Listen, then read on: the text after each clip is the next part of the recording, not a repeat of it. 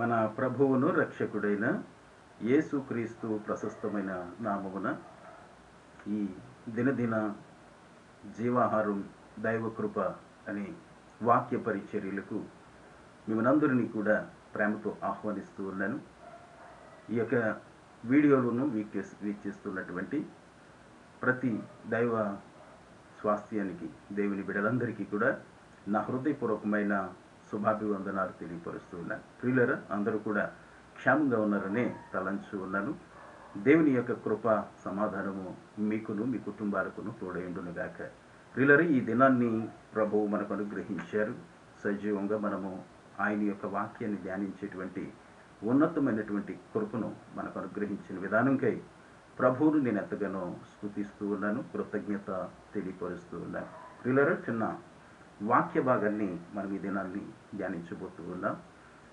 కీర్తన భాగము 27వ కీర్తన 4వ వాక్యం.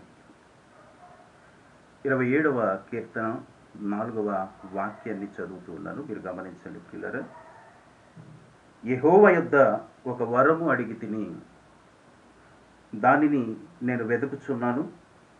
యెహోవా ప్రసన్నతను చూచుటకును ఆయన ఆలయములో ధ్యానించుటకును నా జీవితకాలమంతయు నేను యెహోవా మందిరములో నివసింపగోరుచున్నాను. దేవునికి మహిమ కలుగును గాక. ప్రియులరా, భక్తుడైనటువంటి దావీదు గారు, ప్రధాన గాయకుడు దావీదు గారు రచించినటువంటి కీర్తన భాగం. ఈ కీర్తన చదువుతూ ఉన్నప్పుడు చక్కటి ఒక ఆలోచన నాకు కలిగింది. దావీదు గారి యొక్క మనస్సుని నేను ఆలోచన చేశాను. ఈయన వరం అడుగుతున్నాను అంటున్నాడు, పైగా అడిగినటువంటి వరాన్ని వెతుకుతూ ఉన్నాడట. ప్రియులరా, మనం ఆలోచన చేస్తే యెహోవాని అయినట ఒక్క వరం అడిగాడట. ఆ మాటలోనే మనము చాలా ఆలోచన చేయాలి. దేవుణ్ణి మనము అనేకమైనటువంటి వరాలను అడుగుతూ ఉంటాం. ఆయన కృపావరాలు అడుగుతూ ఉంటాం. లోక సంబంధమైనటువంటి అవసరాలు, ఆ వాటిని కూడా వరాలుగా అడుగుతూ ఉంటాం. కానీ దావీదు భక్తుల నుండి మనం నేర్చుకోవాల్సింది ఏమిటి అంటే, ఆయన కోరిక, ఆయన అడిగినటువంటి వరం ఏమై ఉన్నది అనేదే ఈ దినం మనం ఆలోచన చేయబోతూ ఉన్నాం. వాస్తవానికి మనము ప్రార్థించేటప్పుడు అనేక అంశాల మీద ప్రార్థన చేస్తాం. ప్రతి అంశము కూడా నెరవేర్చబడాలని గాక అని, ఆమేనని కూడా పలుకుతూ ఉంటాం. అయితే ప్రియులారా, ఈ మాటలు పలుకుతూ ఉంటాం, పలికిన తర్వాత ముగిస్తాం. ముగించి మరలా ఆ ప్రార్థనలో ఏ అంశమైతే ఎత్తిపెట్టామో ఆ ప్రార్థన అవసరతలను మర్చిపోతూ ఉంటాం. ఎవరెవరి గురించి ప్రార్థిస్తామో, లేదా మన వ్యక్తిగత అవసరాల గురించి ప్రార్థిస్తామో ఆ ప్రార్థనలను కొన్ని సమయాల్లో మర్చిపోతూ ఉంటాం. కొన్ని దినాలు గడవచ్చు, కొన్ని నెలలు గడవచ్చు, కొన్ని సంవత్సరాలు గడవచ్చు. అయితే ఆ ప్రార్థన విన్నటువంటి దేవుడు మన ప్రార్థనట ఆయన సన్నిధిలో జ్ఞాపకార్థంగా ఉంటాయట. కొర్నేలు విషయంలో మనకు తెలుసు. కొర్నేలి అనేక దినాల నుండి ప్రార్థిస్తూ ఉంటుంటే ఆ ప్రార్థన దేవుని సన్నిధిలో జ్ఞాపకార్థంగా ఉన్నదట. ఆ యొక్క ప్రార్థనకు ప్రతిఫలం ఇచ్చే సమయం వద్దుల్లోకి ఒక దేవదూతను దేవుని సన్నిధి నుంచి, అనగా పరలోకము నుండి పంపించి, మరి నా భక్తుడు ప్రార్థించాడు, ఆ ప్రార్థనకు ప్రతిఫలంగా నీవు ప్రతిఫలాన్ని, బహుమానాన్ని తీసుకువెళ్ళి అందజేయాలి అని చెప్పినట్టుగా ఒక దేవదూతని పంపించినట్లుగా మనం చూస్తాం. కానీ చాలామందిని ప్రార్థన చేస్తాం, కానీ మన ప్రార్థన ఏమవుతుందో అనేది కూడా ఆలోచన ఉండదు. ఆ ప్రార్థన మీద కొంతమైతే కొన్ని అంశాల మీద ప్రార్థించినప్పుడు ఆ ప్రార్థన, ఆ యొక్క సమాధానం వచ్చేంత వరకు కూడా విడిచిపెట్టకుండా ప్రార్థన చేస్తూ ఉంటారు. అయితే కొన్ని వాటికి సమయాలు పట్టవచ్చు, కొంతకాలం పట్టవచ్చు. దానికి కొందరు తొందరపడి దేవుడు నా ప్రార్థన ఆలకించలేదని కృంగిపోవడం, సొమ్మసిల్లిపోవడం, విశ్వాసంలో జారిపోవడం, ఇటువంటివి జరుగుతూ ఉంటాయి. అది మంచిది కాదు ప్రియులారా. కొన్ని సందర్భాలను బట్టి, కొన్ని సమయాలను బట్టి దేవుడు ఏ కార్యము, ఏ క్షణాలని, ఏ దినాన్ని జరిగించాలో, ఏ కాలాన్ని జరిగించాలో దేవునికి తెలిసే ఉన్నది. కారణం ఏంటంటే భూత భవిష్యత్ కాల వర్తమానాలను ఆయన ఎరిగి ఉన్నాడు కనుక ఆయన మన నిమిత్తం అనగా మన జన్మదినం నుండి మరణ దినం వరకు కూడా సమస్తము ఆయన ఎరిగి ఉన్నాడు కనుక ఏ క్షణాన మన ప్రార్థన ఆలకించి ఆ ప్రార్థనకు సమాధానం ఇవ్వాలో దాని ప్రతిఫలం మనం ఏ ఏ యొక్క సమయాన్ని పొందుకోవాలో అనేది దేవునికి తెలుసు. అది మేలుకరంగా చేయాలని ఆయన ఆలోచన చేస్తూ ఉంటాడు. మనకి కీడు కలిగేటువంటి ఆ సమయాన్ని ఆ మేలు అనేది దేవుడు చేయడు. ఆ బహుమతి ఖచ్చితంగా ఇస్తాడు. అడిగినటువంటి ప్రార్థన అవసరతను దేవుడు చేస్తాడు. ఏదో ఒక దినాన్న తప్పనిసరిగా చేస్తాడు. మనం అయితే ఆ ప్రార్థనను జ్ఞాపకం ఉంచుకోవాలి. ఆ ప్రార్థన మీద అనేక మార్లు ప్రార్థిస్తూ ఉండాలి. ఆ ప్రార్థనను మనం ధ్యానించాలి. దావీదు భక్తుడు అంటున్నాడు, యెహోవా యొద్ద ఒక వరం అడిగి తిని దానిని నేను వెదకుచున్నాను అంటున్నాడు. దేవునికి మహిమ కలుగును గాక. ఏదైతే తన అంశమును ఎత్తి అడిగాడో ఆ అడిగినటువంటి అంశంనట అతడు వెతుకుతూ ఉన్నాడట, దానికి సమాధానం వచ్చిందేమో అని. గమనించండి. అయితే దావీదు ఇది ఒక్క విషయమే కాదు, అనేక మార్లు అనేక పర్యాయములు దావీదు అనేక అంశాల మీద ప్రార్థన చేశాడు. తన పాపం విషయంలో ప్రార్థన చేశాడు, తన రాజ్యం విషయంలో ప్రార్థన చేశాడు, తన పరిపాలన విషయంలో ప్రార్థన చేశాడు, అలాగే అనేకుల కొరకు ప్రార్థించాడు, తన ఆత్మీయ జీవితం కొరకు ప్రార్థన చేశాడు, దేవుని రాజ్యం చేరుట కొరకు ప్రార్థన చేశాడు. అందులో కూడా ఇదొక ప్రాముఖ్యమైనటువంటి ప్రార్థనగా మనకు కనిపిస్తూ ఉంది. ఇది చాలా ప్రాముఖ్యమైనటువంటి ప్రార్థన. ఆయన ప్రార్థన ఎలాగ చేస్తున్నాడు అంటే, యెహోవాను ఒకే ఒక్క వరం అడిగాడట. ఒక్క వరం అడిగాడు. అయితే అదట అతడు వెతుకుతూ ఉన్నాడట. ఆయన అడిగినటువంటి వరాలు అనేకమైనవి కూడా ఉండవచ్చు, కానీ ఆయన వెతికేది మాత్రం ఒకటే వెతుకుతూ ఉన్నాడు. ఆయన చేసినటువంటి ప్రార్థనలో ఒక ప్రాముఖ్యమైనటువంటి అంశంగా మనం గమనించాలి. చేయబడినటువంటి ప్రార్థనలో ఆయనకి బాగా నచ్చినటువంటి ప్రార్థన, బాగా ఆసక్తి కలిగి ప్రార్థించినటువంటి అంశం ఏమిటి అంటే, ఆ కింద భాగంలో రాయబడి ఉన్నది, యెహోవా ప్రసన్నతను చూచుటకు అంటాడు మొదటిగా. ఈ మొదటి మాటని మనం గమనించాలి. యెహోవా ప్రసన్నతను నేను చూడాలి. యెహోవా ప్రసన్నత అంటే ఏమిటి అనేది ఆలోచన చేస్తే క్లియర్. దావీదు గారి కోరిక దేవుని ప్రసన్నత అనుభవించాలి అని. ఆయన ప్రసన్నతను చూడాలి అంటే ఒక మనిషి జీవితంలో, ఒక కుటుంబంలో, ఒక సంఘంలో, ఒక ప్రాంతంలో కానీ దేవుని యొక్క ప్రసన్నత ఉన్నప్పుడు ఏ విధమైనటువంటి అనుభూతి మనకి కలుగుతుందో, ఒక ప్రయాణంలో కావచ్చు, ఒక మన ఆత్మీయ జీవిత ప్రయాణంలో కావచ్చు, దీన్ని ఆలోచన చేస్తే ఒక సందర్భాన్ని మీకు పరిచయం చేయాలని ఆశపడుతూ ఉన్నాను. ఒక అనుభవపూర్వకమైన సందర్భమును తెలియజేస్తాను, గమనించండి. మార్కు సువార్త 4వ అధ్యాయం 35వ వాక్యం నుండి 41వ వాక్యం వరకు మనం ధ్యానిస్తే ప్రియులారా, చదవగలిగితే మీ అది పరిశుద్ధ గ్రంథాలు ఉంటే చూడండి, చక్కటి మాటలు అక్కడ లిఖించబడ్డాయి. మార్కు సువార్త 4వ అధ్యాయం 35 నుండి 41వ వాక్యం వరకు ఇదొక కంటెంట్. అక్కడ జరిగినటువంటి సందర్భం. యేసుక్రీస్తుతో పాటు అనేకులు శిష్యులు ఉన్నారు. ఆయన్ను వెంబడించేవారు, ఆయన ఏర్పరుచుకున్నవారు, ఇంకొక ఆయనను వెంబడించేవారు అనేకులు ఉన్నారు. వీరందరూ కలిసి ఒక ప్రాంతంలో సువార్త చేశారు, దేవుని కార్యాలు చేశారు. అక్కడ నుంచి ప్రియులారా, వారు ఉన్నటువంటి ప్రాంతం నుండి బయలుదేరి ఒక దోణి ఎక్కి అద్దరికి వెళ్దామని ప్రయాణం చేశారు. ఈ ప్రయాణం చేస్తూ ఉన్నప్పుడు ప్రియులారా, ఆ ప్రయాణం ఎంత సమయం ఉంటుందో చూడండి. ఆ యొక్క బోటు అనగా బోటు కాదు కానీ చిన్న పడవ అనుకోండి, దోణి అంటే చిన్న పడవ అనుకోండి. ఈ పడవ మీద ప్రయాణం చేస్తూ ఉన్నప్పుడు అనేక బోట్లు కూడా వారికి కూడా వెళ్తూ ఉన్నాయి. ఆ వెళ్తూ ఉన్నప్పుడు ప్రియులరా, అక్కడ జరిగినటువంటి సందర్భం ఏమిటి అంటే 37వ వాక్యాన్ని చదువుతూ ఉన్నారు. మొత్తం అంతా చదవటానికి అవకాశం లేదు కనుక 37వ వాక్యాన్ని, అప్పుడు పెద్ద తుఫాను రేగి ఆయన ఉన్న దోణి మీద అలలు కొట్టినందున దోణి నిండిపోయేను అని రాయబడి ఉంటుంది. గమనించండి ప్రియులారా, అప్పుడట వారు ప్రయాణమై సాగుతూ ఉన్నప్పుడు వారితో పాటు కొన్ని బోట్స్, కొన్ని ఈ యొక్క పడవలు వారితో కూడా వెళ్తూ ఉన్నప్పుడు వారి పడవలన్నీ కూడా బాగానే సాగుతూ ఉన్నాయి. కానీ ఇక్కడ రాయబడింది ఏమిటంటే, పెద్ద తుఫాను రేగి ఆయన ఉన్న దోణి మీద అలలు కొట్టినందున దోణి నిండిపోయాను అని వ్రాయబడి ఉంది. యేసు ప్రభు ఉన్న దోణిలోనే అలలు కొట్టి నీటి ద్వారా ఆ ధోని నిండిపోతుంది అంటే ఆలోచన చేయండి. ఈలోపు యేసు ప్రభువుల వారు విశ్రాంతిలో ఉన్నారు. ఆయనకి విరవిగా సువార్త ప్రకటించడం, అనేక ప్రాంతాలు కాలు నడకన ప్రయాణం చేయటం, ఎంతో అలసటతో ఉన్నారు. ఈ కాస్త సమయమైనా నాకు రెస్ట్ దొరుకుద్దేమో, విశ్రాంతి తీసుకుందామనే విధంలో ఆయన రెస్ట్ తీసుకుంటూ ఉంటుంటే ఈలోపు భయంకరమైనటువంటి ఉపద్రవం వంటి తుఫాను, ఆ గాలి వీచి ఆ యొక్క సముద్రపు కెరటాలు అలలుగా లేచి ఆ ధోనిని కొట్టడం ప్రారంభించాయి. ఆ ధోనిని కొడుతూ ఉన్నప్పుడు ఆ ధోనిలోనికి అనేక మార్లు నీళ్లు రావడం ద్వారా ఆ యొక్క ధోని అంతా కూడా నిండిపోయినట్లుగా మనం చూస్తాం.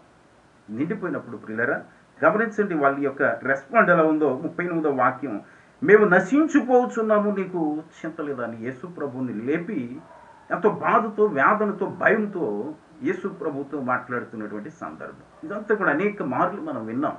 అయితే ఇక్కడ గమనిస్తే ప్రియులరా, మిగతా బోట్లు కూడా వెళ్తూ ఉన్నాయి అదే సమయాన్ని. కానీ యేసు ప్రభువు ఉన్నటువంటి బోటులోనే, యేసు ప్రభువు ఉన్నటువంటి ధోనిలోనే అలలు కొట్టి నీరు ఎందుకు నిండబడ్డాయి అనేది ఆలోచన చేస్తే వీరి విశ్వాస జీవితానికి, వీరి యొక్క నమ్మకానికి ఒక పరిశీలన పెట్టాడు దేవుడు. దేవుడు పరిశోధించేవాడని మనకు అందరికీ తెలుసు. ఆయన ఉన్నాడు, నిద్రించే దేవుడు కాదు. ఆయన నిద్రపోయే దేవుడు కాదు. ఆయనను లాలించనవసరం లేదు. ఆయనను ఉదయమున లేపనవసరం లేదు. ఆయన ఒక్క క్షణం నిద్రిస్తే భూ ప్రపంచాలు కూడా తలకిందులైపోతూ ఉంటాయి. ఆయన నిన్నాడు నేడు నిరంతరం ఏకరీతిగా ఉన్నవాడు. ఆయన నిద్రపోయేవాడు కాదు. కానీ ప్రియులారా, ఆ క్షణాన్ని మాత్రం వీరిని పరిశోధించడానికి కొన్ని నిమిషాలు ఆయన లేనట్టుగా, ఆయన దేవుడిగా కాకుండా ఒక నరరూపిగా, మానవ మూర్తిగా అక్కడ ఉన్నాడు.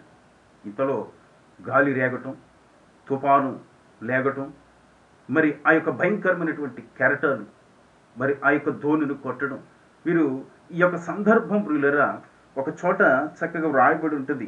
కీర్తనకారుడైనటువంటి కీర్తన భక్తుడు, దేవుని భక్తుడు 107వ కీర్తనలో ఇవే సందర్భాలు కూడా లిఖించబడి ఉంటాయి.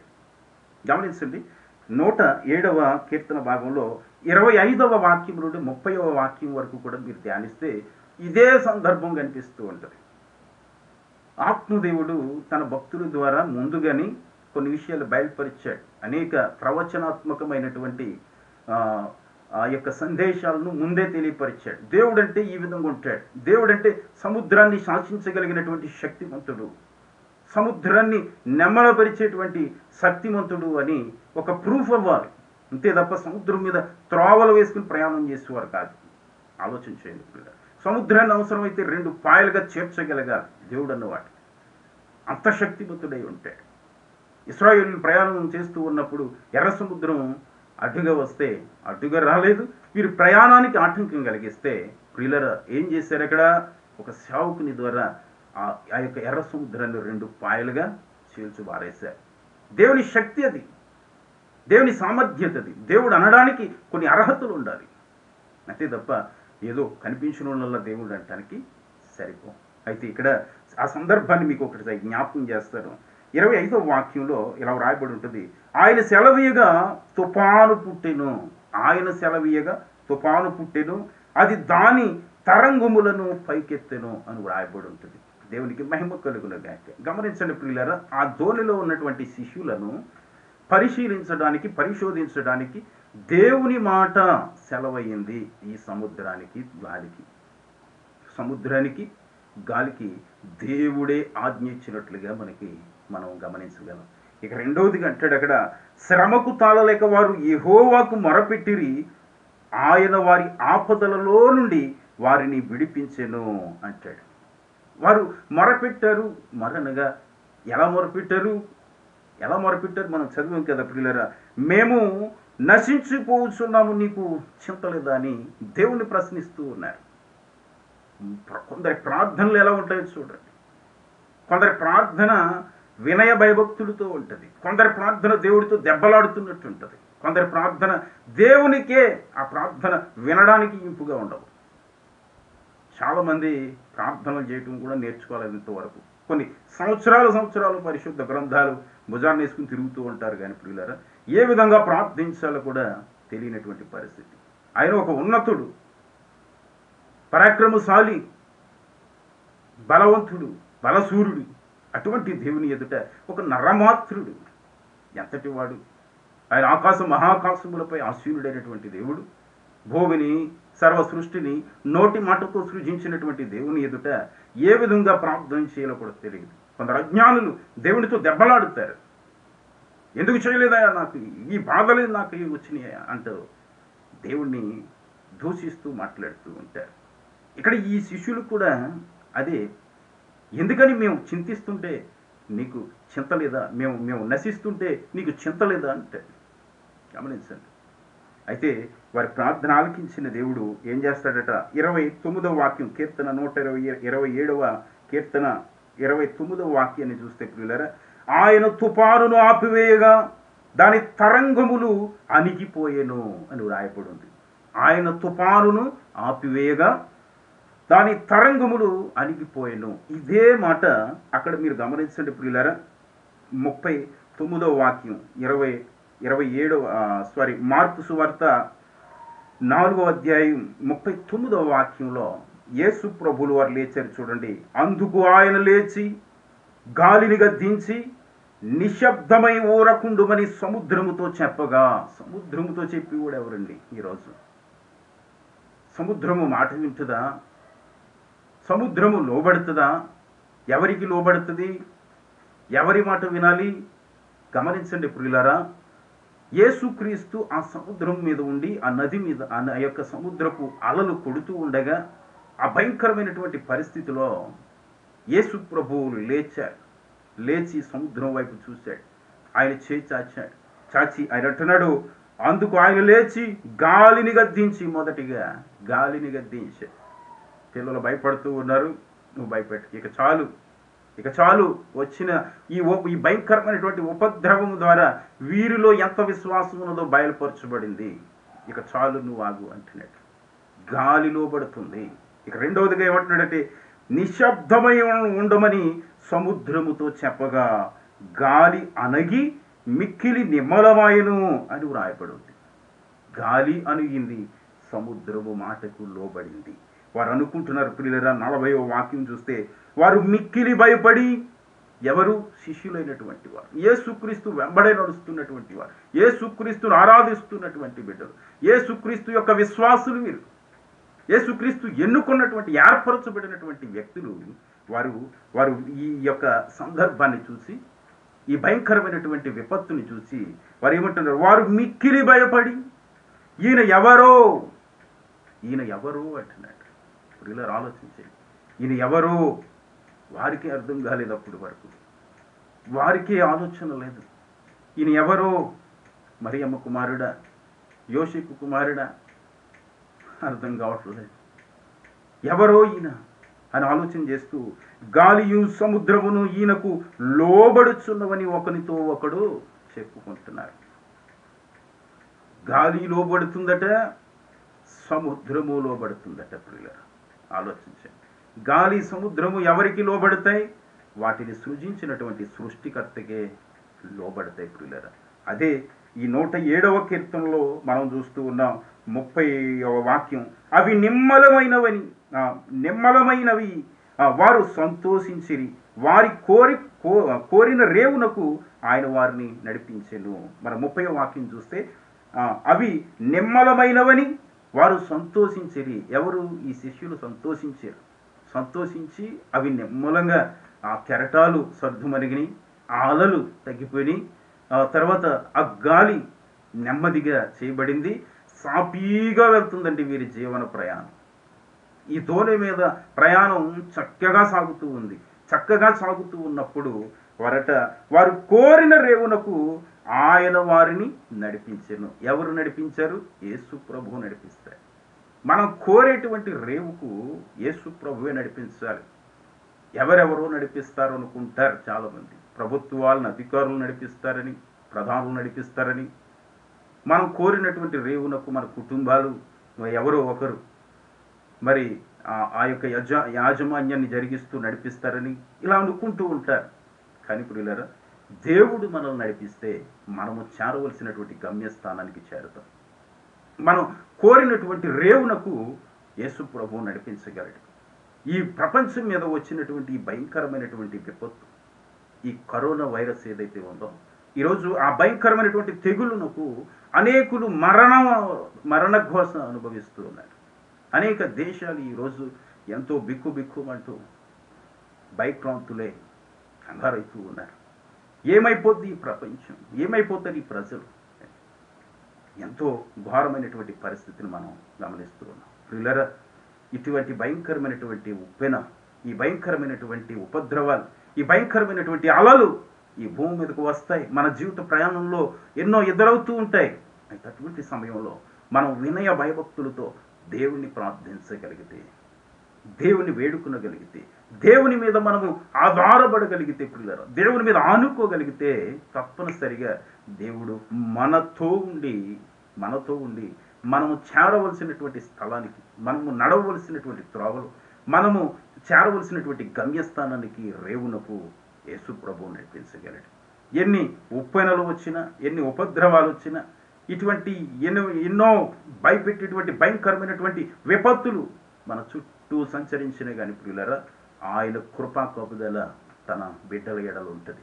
అక్కడ అంటారు, ఇంకొను మీరు నమ్మిక ఉంచలేదా నా మీద, నేను ఎవరినో మీరు గమనించలేదా అన్నట్టుగా మాట్లాడుతుంటాడు యేసు ప్రభు. గమనించండి, ఇక్కడ ప్రసన్నత అంటే వివరించుకోవడానికి ఇంత సమయం పట్టింది ప్రియులారా. ఆయనట ఒక ప్రార్థన చేశాడట దావీదు గారు, ఒక వరం అడిగాడట, అయ్యా నీ ప్రసన్నత నాకు అనుగ్రహించు, నీ ప్రసన్నతను నేను చూడాలి. చూడండి, ఒక అనుభవపూర్వకమైనటువంటి సందర్భాన్ని తెలియజేద్దులోకి దేవుని యొక్క ప్రసన్నతలో మనం ఉన్నప్పుడు, దేవుని యొక్క ప్రసన్నత మనల్ని ఆవరించి ఉన్నప్పుడు, దేవుని యొక్క ప్రసన్నత మనం పొందుకుని ఉన్నప్పుడు ప్రియులారా, మనము అధైర్యపడము, ఎంతో ధైర్యవంతులుగా ఉంటాం, నిబ్బరంగా ఉంటాం. మనము ఒక ప్రత్యేకమైనటువంటి ఏర్పరచబడినటువంటి బిడ్డలం కనుక దేవుని సొత్తై ఉన్నాం. ఆయన విలువైనటువంటి అమూల్యమైనటువంటి రక్తము ద్వారా మనల్ని కొన్నాడైన, మనల్ని విడిచిపెట్టేసుకుంటాడా? ఇటువంటి భయంకరమైనటువంటి విపత్తులో మనల్ని గురి చేస్తాడా? గురి చేయడు. ప్రియులారా, ఏ వ్యాధి ఆయన మాట సెలవు లేకుండా రాదు. ఏ తెగులు కూడా ఈ భూమి మీదకి ప్రవేశించదు. భూమియు ఆయన మాట ఆలకిస్తుందట, సముద్రము ఆయన మాటకు లోబడుతుందట. గమనించండి, గాలి ఆయన మాటకు లోబడుతూ ఉందట. ఈ పంచభూతాలు అనబడినటువంటి ఈ 5 ఆ యొక్క వాయువులు ఏవైతే ఉన్నాయో ప్రియులారా, అవన్నీ కూడా దేవునికి లోబడవలసిందే, దేవుని మాటను ఆలకించవలసిందే, దేవుడు చెప్పినట్టుగా అవి చేయవలసిందే. అయితే ఎందుకు ఈ సముద్రాలు లేస్తూ ఉన్నాయి, ఎందుకు అలలు రేగుతూ ఉన్నాయంటే ఆ దేవుని యొక్క మాట సెలవిచ్చాడు కనుక. ప్రియులారా, ఇక్కడ చూడండి, 107వ కీర్తనలోనే మనం చూస్తే, ఆయన సెలవీయగా తుఫాను పుట్టెను అని రాయబడు. ఆయన సెలవు ఉన్నది కనుకనే భూమి మీద ఇంత భయంకరమైనటువంటి విపత్తులు వస్తూ ఉన్నాయి. ఎందుకు వస్తున్నాయంటే, నడవవలసిన వాడు సరిగా నడవట్లేదు కనుక, పరిపాలించేవాడు సరిగా పరిపాలించట్లేదు కనుక, భక్తి చేయవలసిన వాడు యథార్థంగా భక్తి చేయట్లేదు కనుక, వెదగవలసిన చోట వెదగడం మాని వ్యర్థమైన వాటిని వెదుగుతున్నారు కనుక. చూడండి, మొన్నటి వరకు జరిగినటువంటి విషయాలను ఆలోచన చేస్తే ప్రజలు దేవునికి లోబడుతూ ఉన్నారా, దేవుడంటే లెక్క చేస్తున్నారా, దేవుడంటే ఎవరో అనుకుంటున్నారు. యేసుక్రీస్తు ఉమ్ము వేస్తే తుడుచుకున్నాడు, యేసుక్రీస్తు శిరస్సు మీద మొండ్ల కిరీటం పెట్టించుకున్నాడు, ఆయన్ని బల్యంతో పొడిచిన, కొరడాలతో కొట్టిన, పిడుగుద్దులు గుద్దిన, వదకు తేబడిన గొర్రె పిల్లవలే ఉన్నాడు అని ఒక అపోహ. ఆ శాంతమూర్తిని జ్ఞాపకం చేసుకుంటూ ఉంటున్నారే తప్ప ప్రియులారా, సర్వ సృష్టికర్తని మాట మర్చిపోవద్దు. ఆయన మహాఘనుడు, మహాభయంకరుడు, భీకరుడు, మహత్కార్యములు చేయగల శక్తిమంతుడు. ఆయన సింహాసనం మీద కూర్చున్నాడు అంటే తాటగలివాడెవడు, నిలవబడిగలిగిన వాడెవడు? ఆయనట పాపములు దృష్టించి చూడగా అసలు ఎవడు కూడా ఈ భూమి మీద నిలబడలేడట. అంత న్యాయవంతుడు, పరిశుద్ధుడు, దహించు అగ్ని అయి ఉన్నాడు. అంత భయంకర రూపు కలిగినటువంటి దేవుడు ఈరోజు సింపుల్గా జోబులో పెట్టుకు తిరిగేవాడు ఒకడు, పరసులో పెట్టుకు తిరిగేవాడు ఒకడు, పెన్నులో పెట్టుకు తిరిగేవాడు ఒకడు, కీచైన్లో పెట్టుకు తిరిగేవాడు ఒకడు. ఇలా చేశారు దేవుణ్ణి, ఇలాగా చిన్నగా చేశారు ప్రియులారా. ఆలోచించేయండి. చిన్నగా, ఇంకా చిన్నగా, ఇంకా చిన్నగా మెడలో ఇంతింత ఇంతింత ఈ యొక్క లాకెట్స్ అంటారు కదా, లాకెట్లు కూడా బంధించేస్తూ ఉన్నారు. లాకెట్లో కూడా, దాంట్లో ఏముంది నీకు? లాకెట్ ద్వారా నీకు కార్యాలు జరుగుతాయా? చేతికి చేతికి చేతికి చేతి చిన్న చిన్న చిన్న బొమ్మలు పెడుతున్నారు, అవి పెట్టి తాళ్ళు కడుతూ ఉన్నారు. అసలు ఆచారమే మంచిదిగా, ఇవి తగిలించుకోవడమే మంచిదిగా, ఇవి ధరించడమే మంచిదిగా. ఎక్కడ కూడా నీ కాపుదలే. దేవుణ్ణి కుదించి ఇంత చేసేయటానికి నువ్వెవడో ఆలోచన చేయాలి. గమనించి, దేవుడు మహాకాశములు పట్టజాలనంత ప్రభావం కలిగినటువంటి దేవుడు అంటే, అంత గొప్ప దేవుణ్ణి ఇంత బుడ్డోని చేసేసి, ఇంత చిన్నోని చేసేసి ప్రజలు ఎలా మోసగిస్తూ ఉన్నారంటే ఆడుకున్నారు దేవుడితో.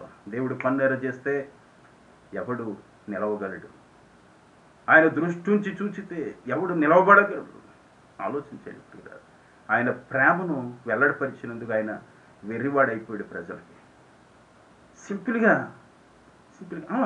గాడ్ ఈజ్ ఏ గ్రేట్ అంటారు. ఇలాగ సింపుల్గా జోక్ వేస్తూ ఉంటారు. ఊత పదంగానే దేవుడి కృపండి అంతే. ఇంతవరకే దేవుడు అంటే. భక్తిలో ఉండవు. అందుకని అంటాడు ఆయన, వారు పెదవులతోనూ నాలుకలతోనూ స్తుతిస్తున్నారే తప్ప వారి హృదయముతో నన్ను హత్తుకొనట్లేదు. వేషధారులు ఎక్కువైపోయారు ఈరోజు. భయంకరమైనటువంటి నటన, దేవుణ్ణి మోసగించేటువంటి వేషధారణ ఎక్కువైపోయింది. వారిని అందరినీ ఈరోజు సరి చేయడానికే ప్రపంచాన్ని కదిలిస్తూ ఉన్నాడు. ఆయన నడిస్తే పర్వతాలు కరిగిపోతాయట, అగ్ని పర్వతాలు పగిలిపోతాయట ఆయన శ్వాస విడవగా, సముద్రాలు అలలు రేగుతాయట. అంత ఉగ్రుడు, అంత భయంకరుడు. అటువంటి దేవుణ్ణి చిన్నోని చేసేసి, చిన్న పిల్లోని చేసేసి, వీళ్ళు ఇష్టం వచ్చినట్లు కొలి చేసుకుంటూ, వీళ్ళు ఇష్టం వచ్చినటువంటి భక్తి చేసేసుకుంటూ, వీళ్ళకి అనుకూలం అయినంత వరకు కూడా వాళ్ళని దేవుణ్ణి తగ్గించేస్తూ ఉన్నారు, చిన్న చూపు చూస్తూ ఉన్నారు. దేవుడు అంటే ఏంటో ఈరోజు తెలుస్తుంది. ఎన్ని వైద్య విద్యలున్నా, ఎంత జ్ఞానం ఉన్నా మానవుని దగ్గర, సముద్రాలు దాటి ప్రయాణాలు చేస్తూ ఉన్నా, దేవుడు పైనున్నవాడు. చూడండి, సృష్టిని సృజించేవాడు. గమనించండి ప్రియులారా. కనుకనే ఈ మాటలన్నిటినీ కూడా ఆలోచన చేసిన దావీదు భక్తుడు, ఆయన ప్రసన్నత నాకు ఉండాలి, ఆయన ప్రసన్నత, శాంతి మనకు ఉండాలి. అంతే తప్ప ఆయన ప్రశాంతి లేనిదే మనము శాంతికరంగా ఉండలేం, సమాధానంతో ఉండలేం ప్రియులారా. కనుక ఆయన కోరుకునేది ఏంటంటే, దేవుని ప్రసన్నత నేను చూడాలి, దేవుని ప్రసన్నత నాకు తోడుగా ఉండాలి. అప్పుడే నా కుటుంబము శాంతికరంగా ఉంటుంది, నా యొక్క ఊరు, నా ప్రాంతము శాంతికరంగా ఉంటుంది, నా యొక్క రాజ్యం శాంతికరంగా ఉంటుంది, నా సంఘము శాంతికరంగా ఉంటుంది, నా దేశము శాంతికరంగా ఉంటుంది. అంతే తప్ప దేవుని ప్రసన్నత లేకుంటే గడబడులు ఎక్కువైపోతాయి, గజిబిజులు ఎక్కువ జరుగుతూ ఉంటాయి, మోసాలు, భయం, గుండె కరిగి నీరైపోతూ ఉంటుందంటారు. ఒక్కొక్కసారి గుండెల్లో గుబులు పడుతుందంటూ ఉంటారు. ఎందుకు తెలుసా? దేవుని ప్రసన్నత నిన్ను ఆవరింపడం మానేసింది. దేవుని ప్రసన్నతలో నీవు ఉంటే ధైర్యశాలిగా ఉంటావు. గమనించండి, ఆయన ప్రసన్నతను మనం కోరుకోవాలి. ఈ వాక్యం ఇంకా అవలేదు ప్రియులారా. ఇది మొదటి భాగంలో ఇదేనో మీకు తెలియపరుస్తున్నాయి. ఇక రెండవ భాగం రేపటి దినం మనం ఆలోచించేద్దాం. రెండవ భాగం ఏమిటంటే ప్రియులారా, ఆయన చెప్పినటువంటి మాటను తర్వాత మాట మనం గమనించవచ్చు. ఆయన ఆలయములో ధ్యానించుటకును అనే మాటని, ఆయన ఆలయములో ధ్యానించుటకు అనే మాట రేపటి దినం మనం ధ్యానించబోతూ ఉన్నాం. కనుక ఆలోచన చేయండి. ఇంతకీ సమయం ఎక్కువైంది కనుక దేవుని కృపను బట్టి దినదినము మనము ఇలా వాక్య ధ్యానాన్ని చేయడానికి ప్రభు కృప చూపుతున్నారు. కనుక మీ కొరకు మేము ప్రార్థన చేస్తాం, ఈ పరిచర్యల కొరకు మీరు కూడా ప్రార్థన చేయాలని ప్రేమతో తెలియపరుస్తున్నా. ఈ మాటలను బట్టి మిమ్మలను, మీ కుటుంబాలను దేవుడు దీవించి ఆశీర్వదించునుగాక. ఆయన మీద ఆనుకోండి, ఆయన ప్రసన్నతను కోరుకోండి. మనం వరం అడిగామంటే, ఒక గిఫ్ట్ కావాలయ్యా అని అడిగామంటే దానికి ఒక విలువ ఉండాలి, దానిని బట్టి మనం మేలు పొందాలి. శాశ్వతమైనటువంటి బహుమానం మనకైనా సిద్ధపరుస్తాడు. అటువంటి బహుమానాన్ని మనం కోరుకోవాలి. మన దగ్గర జేబులో రూపాయి ఉన్నా లేకపోయినా ఆయన ప్రశాంతి, ఆయన శాంతి మనకు ఉన్నదనుకోండి, మన ప్రయాణం సుఖశాంతంతో వెళ్తూ ఉంటుంది. ఏ లోటు ఉండదు, ఏ లేమి ఉండదు. ఈరోజు ప్రపంచం ఇంత గడబడలాడుతూ ఉన్న దేవుని బిడ్డలు ఎంతో ధైర్యంగా మోకరించి ప్రార్థిస్తూ ఉన్నారు. కారణం ఏమిటంట, దైవ చిత్తం లేకుండా భూమి మీదకి ఏ ఉపద్రవం రాదు. కానీ వచ్చింది అంటే ఖచ్చితంగా ఆయన మాట సెలవై ఉండాలి. ఆయన మాట సెలవైనది, ఆయన ఉగ్ర రూపం దాల్చాడు. కానీ దానికి సమాధానం కావాలి అంటే ఆయన కనికర సంపన్నుడు కూడా, క్షమాగుణం కలిగినటువంటి దేవుడు. మన ప్రార్థనల ద్వారా ఆయన నెమ్మదిపరచవచ్చు, ఆయన కోపాన్ని తగ్గించవచ్చు, ఆ ఉగ్రత నుండి తప్పించబడవచ్చు. కనుక ప్రపంచానికి ఇప్పుడు ఒక క్రైస్తవుని ప్రార్థన చాలా ప్రాముఖ్యమై ఉన్నది. లోకానికి నీవు వెలుగై ఉన్నావంటాడు, లోకానికి ఉప్పై ఉన్నావంటాడు. గమనించండి ప్రియులారా, ప్రపంచానికి ఈరోజు క్రైస్తవుడు ఒక ఉప్పుగాను వెలుగుగాను ఉన్నాడు అంటే చూడండి, అది ప్రత్యేకమైనటువంటి ఒక సబ్జెక్టు. రాబో దినాల్లో మీకు నేను తెలియపరచడానికి ప్రయత్నం చేస్తాను. ఈ వెలుగు ఎప్పుడైతే ఈ భూమి మీద తీసివేయబడుతుందో లోక ప్రజల బ్రతుకులన్నీ కూడా వ్యర్థమే. ఈ క్రైస్తవుడు ప్రార్థించగా ఈరోజు దేవుడు నెమ్మదినిస్తాడు, శాంతినిస్తాడు. ఈ భయంకరమైనటువంటి తుఫాను వంటి రేగినటువంటి ఈ యొక్క తెగుళ్ళు ఏవైతే ఉన్నాయో ప్రతి తెగుల్లోనూ యేసు నామములో సమాధానం రాబోతూ ఉంది. ఆమేన్. కనుక మన ప్రార్థనలు పట్టు విలువక ప్రార్థించాలని ఒక సేవకుడిగా నేను కోరుకుంటూ ఉన్నాను. చిన్న ప్రార్థన చేసి ఈ దిన వాక్య ధ్యానాలని ముగించుకుందాం ప్రియులారా. మరి ఈ యొక్క వాక్య సందేశాలని మీరు వినడమే కాదు, అనేకులకు కూడా పంపించాలని ప్రేమతో తెలియపరుస్తూ ఉన్నాను. చిన్న ప్రార్థన. కృపగలిగిన దేవ, దయగలిగిన మా రాజా, మమ్మలను మిక్కిలిగా ప్రేమించిన మా ప్రియ పరమ తండ్రి, మీ ఉన్నతమైన శ్రేష్టమైన ఘనమైన నామమునకి మహిమయు ఘనతయు ప్రభావములు చెల్లిస్తూ ఉన్నాం తండ్రి. ఈ యొక్క నూతన నాయన నెలలో మమ్మల్ని ప్రవేశపెట్టి ఆయన ఈ దినాన్ని ప్రభువ మాతో మీరు మాట్లాడినందుకు వందనాలు చెల్లిస్తూ ఉన్నాను. ఈ యొక్క దినదిన జీవాహారము దైవ కృపని ఈ యొక్క దైవికమైనటువంటి పరిచర్యల ద్వారా అనేకులు తండ్రి వాక్యాలను విని బలపరచబడి మీలో ఎదగాలని, మీ ప్రసన్నతను అనుభవించాలని, మీ ప్రసన్నతలో ఆవరించబడినటువంటి ఒక నెమ్మది కలిగినటువంటి జీవితం కలిగి ఉండాలని ఆశతో ఈ మాటలు నేను వివరిస్తూ ఉన్నాను. మీ కృప చూపండి, సహాయం చేయండి. ప్రపంచాన్ని చుట్టుముట్టినటువంటి ఈ భయంకరమైనటువంటి కోవిడ్-19 అయ్యా ప్రభువా, ఈ యొక్క కరోనా వైరస్ని, ఈ కరోనా తెగులును మీరు తొలగించండి. మీ కృప చూపండి, దయ చూపండి ప్రభువా. జాలిగల దేవుడు, దీన మనస్కుడవు తండ్రి, మీకే మేము మరపెట్టుకుంటూ ఉన్నాం. మీ కృప చూపండి. ఎంతోమంది మరణిస్తూ ఉన్నారు. అనేకులు ప్రభువా రోగులై నాయన ఇదిగో సరైన వైద్యాన్ని కూడా అందించలేనటువంటి పరిస్థితి నాయన మేము ఎన్నో చూస్తూ ఉన్నాం. మీరు నాయన ఒక విన్నపమును ఆలకించండి ప్రభువ. ప్రపంచాన్ని పరిపాలిస్తున్నటువంటి ప్రధానులకు జ్ఞానాన్ని అనుగ్రహించండి. అలాగే వైద్యాన్ని అందిస్తున్నటువంటి వైద్యులకు మీ సమయోచితమైనటువంటి జ్ఞానాన్ని ఇవ్వండి. అలాగే ప్రభువ, ఈ యొక్క భయంకరమైనటువంటి వైరస్ని విస్తరింపజేయకుండా ఎంతో రాత్రింబగళ్ళు కుటుంబాలను విడిచిపెట్టి కాపులా కాస్తున్నటువంటి పోలీసు వ్యవస్థనంతటిని కూడా మీరు జ్ఞాపకం చేసుకోండి. చిన్న స్థాయి నుంచి పెద్ద స్థాయి వరకు ఎందరో శ్రమిస్తూ ఉన్నారు ప్రభువ. వారందరి కష్ట ప్రతిఫలం ఈ యొక్క కరోనా వైరస్కి సమాధానం కావాలి ప్రభువ. మీ యొక్క ఆయన శాంతిని అనుగ్రహించండి, మీ ప్రసన్నతను అనుగ్రహించండి.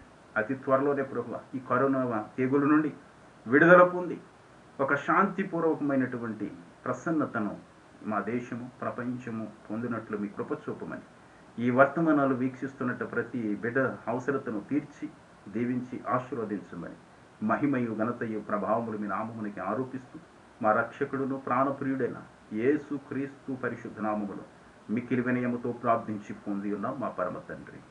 ఆమేన్. ఆమేన్. Praise the lord. దేవునికి మహిమ కలుగును గాక. ప్రియులారా, మరి ఈ వాట్సాప్ వర్తమానాలు కూడా నడుస్తూ ఉన్నాయి. వాట్సాప్లో గ్రూప్ ఒకటి క్రియేట్ చేసాం. మీరు కామెంట్ బాక్స్లో మీ వాట్సాప్ నెంబర్ను కూడా పెడితే అది గ్రూప్లో చేర్చడం జరుగుతుంది. దినదిన జీవాహారము దైవ కృప అని వాట్సాప్ గ్రూప్ని ప్రారంభించాం. ఈ గ్రూప్ ద్వారా ఈ దైవికమైన సందేశాలను కూడా మీరు వినవచ్చు, ప్రార్థనలు కూడా మీరు తెలియపరచవచ్చు. మీ ప్రార్థన అవసరతలని మీ నుండి కూడా ఏవైనా వర్తమానాలు ఉంటే వాటిలో షేర్ చేసుకోవచ్చు. అలాగే యూట్యూబ్ ఛానల్ని మీరు తప్పనిసరిగా సబ్స్క్రైబ్ చేయండి.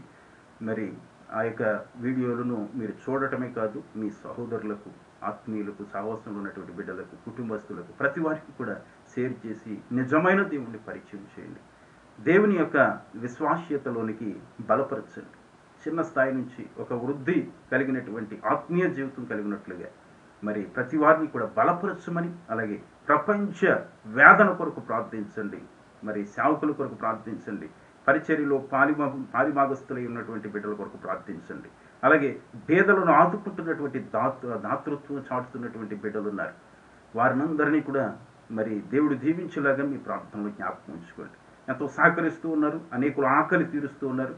వారందరూ కూడా దేవుని యొక్క ఒక ఉన్నతమైనటువంటి బహుమానం పొందినట్లుగా, బేదను కనికరించేవాడు యెహోవాకు ఇష్టుడు, యెహోవా ఏర్పరచుకున్నటువంటి ధన్యుడు కనుక ఏ దేవుని యొక్క ప్రేమను బట్టి వారు ఈ కార్యాలు చేస్తూ ఉన్నారో అది చాలా ప్రాముఖ్యమైన కార్యం ప్రియులారా. కనుక మీ వల్ల అయితే మీరు కూడా దాన్ని చేయడానికి మంచిది. ఇది దేవునికి ఇష్టమై ఉన్నది, అది దేవుని కార్యాలు అయి ఉన్నాయి, దేవుని మనస్తత్వం అయి ఉన్నది. భేదవాని ఆకలి తీర్చడం చాలా ధన్యత, దేవునికి ఇష్టమైనటువంటి యాగం అంటాడు పౌలు గారు. కనుక ఆ మాటలను గమనించి మీరు ఇటు రీతిలో వచ్చినటువంటి భయంకరమైనటువంటి విపత్తుకు భయపడక ధైర్యంగా ఉండి నిబ్బరం కలిగి దేవునికి ప్రార్థించండి. ఒక మంచి సమాధానం మనకు రాబోతూ ఉంది. అయితే ఈ భయంకరమైనటువంటి పరిస్థితుల ద్వారా అనేకులు ఈ యొక్క నూతనంగా యేసుక్రీస్తును విశ్వసించి అనేకులు ఒక ఉన్నతమైనటువంటి సజీవ సాక్ష్యాలు చెప్పబోతూ ఉన్నారు. ఈ రోగాల నుండి విడుదల పొంది, ఈ రోగాల నుండి స్వస్థత పొంది, ఈ రోగాల నుండి బాగు చేయబడి వారు మమ్మలను దేవుడే మాకు విమోచకుడై మమ్మల్ని రక్షించాడు, మమ్మల్ని బాగు చేశాడు, మమ్మల్ని బ్రతికించాడు అని ఒక అద్భుతమైనటువంటి సాక్ష్యాలు మీరు వినబోతూ ఉన్నారు. అనేకులు దేవుని తట్టు త్రెప్పబడబోతూ ఉన్నారు. దేవుడి కార్యాలు జరగబోతూ ఉన్నాయి. కనుక మరి ఈ మాటలను బట్టి దేవుడు మిమ్మలను దీవించి ఆశీర్వదించునుగాక. ఆమేన్.